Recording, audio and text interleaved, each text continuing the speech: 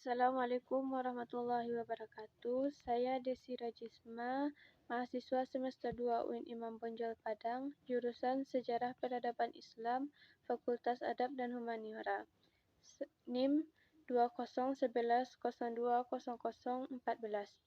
Saya akan menjelaskan materi dari mata kuliah Islam dan Budaya Minangkabau dengan dosen pembimbing Muhammad Nasir, SSMA, tentang kedatangan Islam ke Minangkabau.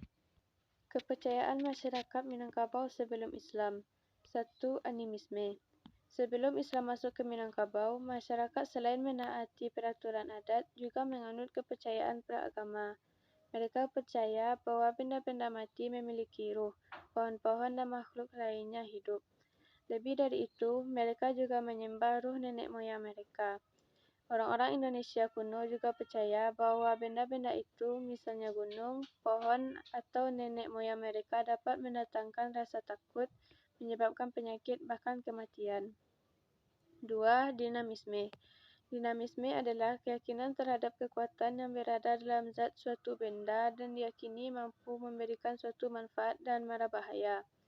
Kesaksian itu bisa berasal dari api, batu-batuan, air, pohon, binatang, bahkan manusia. Unsur dinamisme lahir dari rasa ketergantungan manusia terhadap daya dan kekuatan lain yang berada di luar dirinya. Suku Melayu Minangkabau menganut kepercayaan asli bercorak dinamisme juga. Hidup di alam itu berlangsung sedemikian lama hingga mereka menerima pengaruh agama dari luar. 3. Totemisme. Diartikan secara bebas, totemisme adalah praktis penggunaan nama hewan, tanaman, atau benda tertentu sebagai nama diri, karena adanya pandangan tentang hubungan personal yang bersifat sakral antara individu dalam masyarakat primitif dengan hewan, benda, dan tumbuhan tertentu di sekitarnya. Agama Hindu-Buddha. Agama Hindu Brahmana diperkirakan masuk ke Minangkabau pada abad ke-5, disusul oleh agama Buddha hingga abad ke-10. Masuknya agama-agama ini baik yang dibawa langsung oleh para petualang dari negeri Hindustan atau India maupun mereka yang datang dari kerajaan Majapahit. Orang Minangkabau tidak begitu terpengaruh dengan agama Hindu dan Buddha. Sebagai bukti, mereka menyusun kebudayaan dan adat istiadat tersendiri. Susunan adat dan pemerintahannya berdasarkan kepada dua, yaitu Kotopiliang dan Bodi Caniago. Setiap negari menyusun masyarakatnya dengan dasar kata mufakat dan maharaja hanyalah sebagai lambang saja, sebab rakyat disusun dan dipimpin oleh kepala suku masing-masing.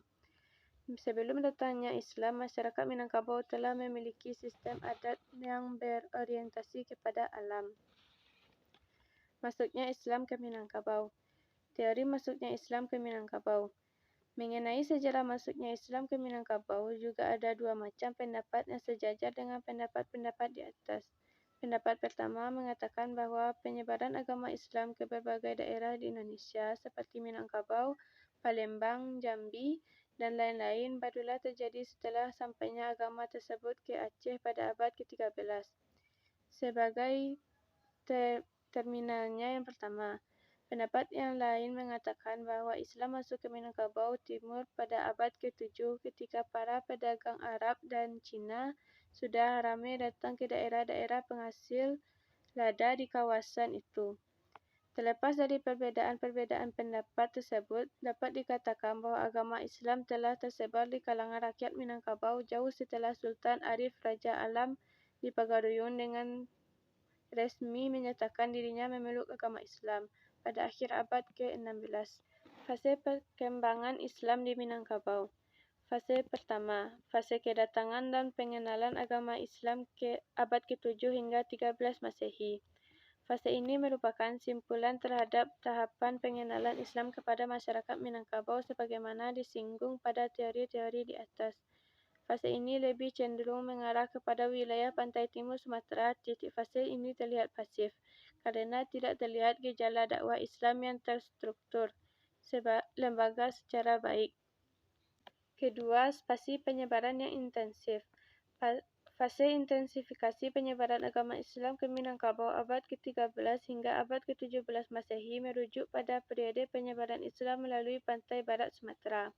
Sebagaimana sudah diulas dalam pembahasan penyebaran Islam jalur pantai barat di atas, fase ini ditandai dengan intensifnya penyebaran Islam oleh Kerajaan Samudra Pasai dan Kerajaan Aceh Darussalam. Kedua kerajaan ini tercatat agresif dan memiliki misi penyiaran Islam yang kuat terhadap wilayah-wilayah yang berada dalam kekuasaan, yang termasuk terhadap kerajaan-kerajaan yang berinteraksi secara politik dan ekonomi dengan kedua kerajaan tersebut.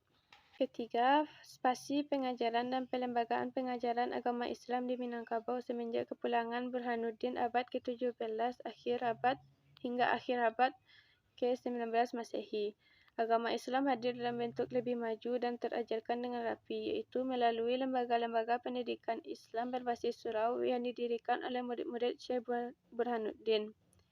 Dari titik fase ini, kemudian hari dijadikan sebagai penanda dengan ungkapan adat Minangkabau Saramanda, dengan arti bahwa ajaran syarak atau agama bergerak mendaki dari wilayah pesisir pantai Minangkabau ke daerah dataran tinggi Minangkabau.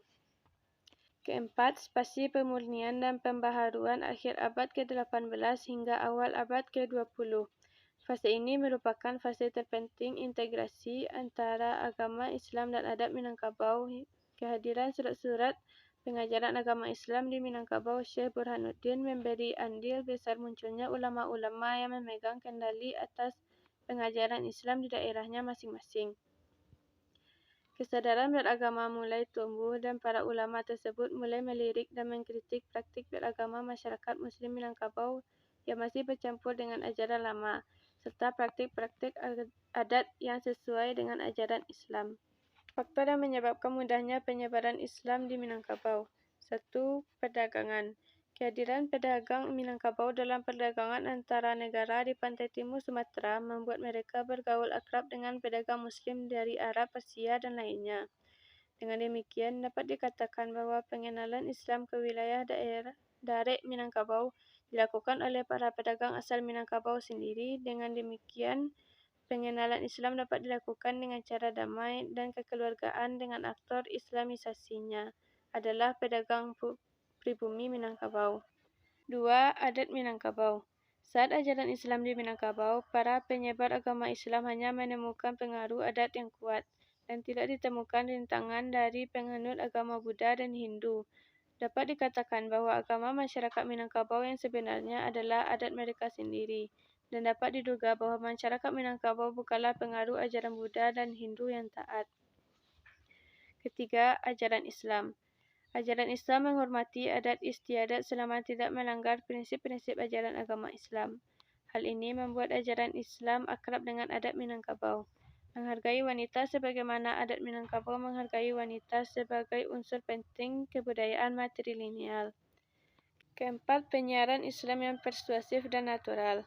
Penyiaran Islam ke masyarakat adat dilakukan secara persuasif melalui aktor dari dalam masyarakat itu sendiri. Selain itu, penyiaran Islam dilaksanakan natural, mengikuti alur kehidupan masyarakat itu sendiri. Sekian materi dari saya. Jika ada kata-kata saya yang salah, saya mohon maaf. Terima kasih dan wassalamualaikum warahmatullahi wabarakatuh.